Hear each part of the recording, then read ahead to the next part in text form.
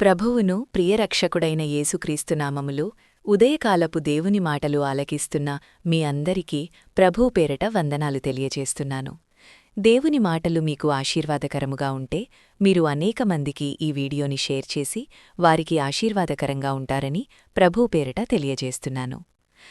సత్యమును గూర్చి సాక్ష్యమిచ్చుటకు నేను పుట్టితిని, ఇందు నిమిత్తమే ఈ లోకమునకు వచ్చితిని. యోహాను 18:37.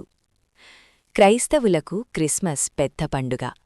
పండుగకు 2-3 నెలల ముందు నుండే ఎలా సెలబ్రేట్ చేసుకోవాలి అని ప్లాన్ చేస్తారు. క్రిస్మస్కి నెల ముందే ఇంటిమీద స్టార్ పెడతారు. వారం ముందు నుండి రంగులు వేసుకోవడం, బట్టలు కుట్టించుకోవడం, పిండివంటలు చేసుకోవడం అంతా హడావిడి. క్రిస్మస్ రోజు చర్చికి వెళ్లి రావడంతో యేసును చంపేస్తారు. వచ్చే సంవత్సరం డిసెంబర్ వచ్చేదాకా యేసుప్రభు గుర్తుకురాడు. మళ్ళీ డిసెంబర్ రాగానే మనమే ఆయన్ని బ్రతికిస్తాము. ఇంతే కదా క్రిస్మస్ అంటే. ఈ తతంగమంతా చూస్తుంటే ఆయన మనల్ని మన పాపముల నుండి రక్షించడానికి కాకుండా మనం పండుగ చేసుకోడానికే పుట్టినట్లున్నాడు. యేసు తానే స్వయంగా సత్యమును గూర్చి సాక్ష్యమిచ్చుటకు నేను పుట్టితిని అని ఆయన పుట్టిన కారణం చెప్పాడు. మనమేమో సత్యమును గ్రహించకుండా ఆయన పుట్టినరోజు చేసుకుంటున్నాము.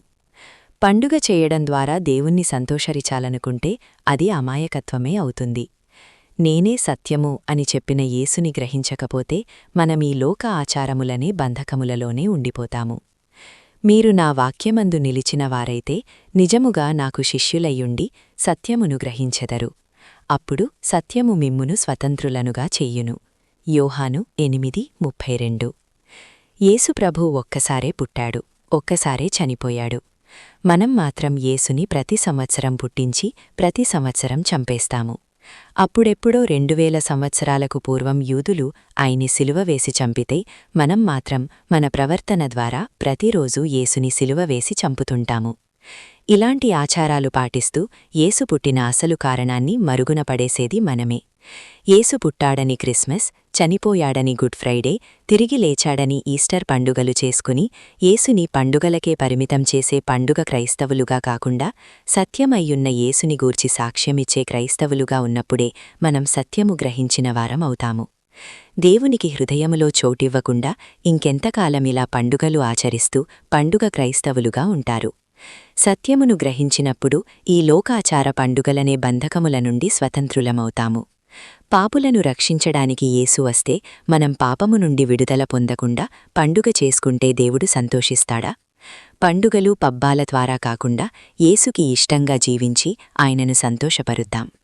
నేనే సత్యము అని చెప్పిన యేసును గూర్చిన సత్యమును ప్రకటించుట ద్వారా నిజమైన క్రిస్మస్ పండుగను చేసుకుందాం. యేసుని నీవు హృదయపూర్వకంగా ప్రేమిస్తున్నట్లయితే సత్యమయ్యున్న యేసును ప్రకటించడానికి నీవు సిద్ధమా?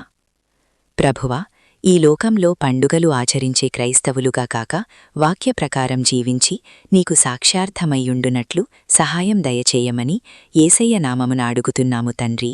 ఆమెన్.